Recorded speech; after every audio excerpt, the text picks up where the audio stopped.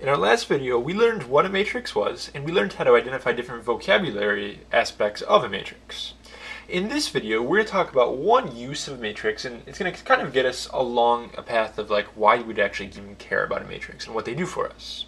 I like to think about a matrix kind of as a portable table. We're going to learn that you can add, subtract, multiply matrices together, and it's going to be helpful. It's like a table that you can actually do math with. So one common use for a matrix is taking information from a graph or from some other sort of source and putting it in easy to read, organized formats. So they give us a chart bar graph right here, and they ask us to create a matrix P to represent each company's profits. We got companies A and B over these months. So I'm going to go ahead and put P equals, and I'll scoot this up just a little bit here. And I'm going to make a matrix. So I think for my matrix right here, I'm going to have two rows. And when you make a matrix representing a word problem, it's always good to label your matrix.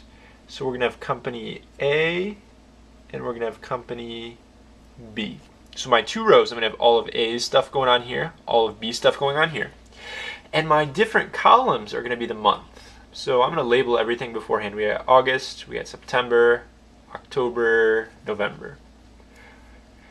So now I just have to fill it in.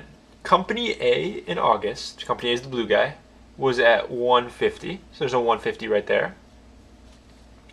Company A in September, it's somewhere between 150 and 200. It's impossible to be totally precise on this one. You just have to kind of eyeball it.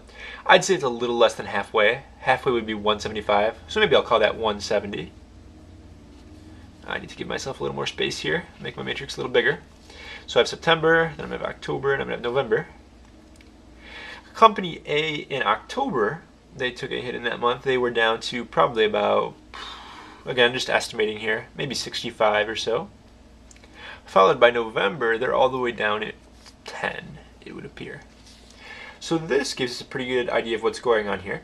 For company B, I would say we're about 40, maybe I'll go 42. That's probably too high. I'm just going to go with 40. In September, they're maybe around 85 to 90.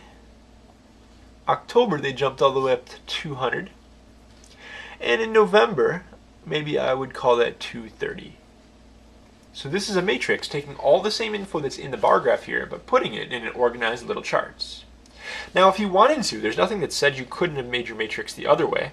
You could have chosen where I wanted to do company A and B up here, and then I'd have August, September, October, November.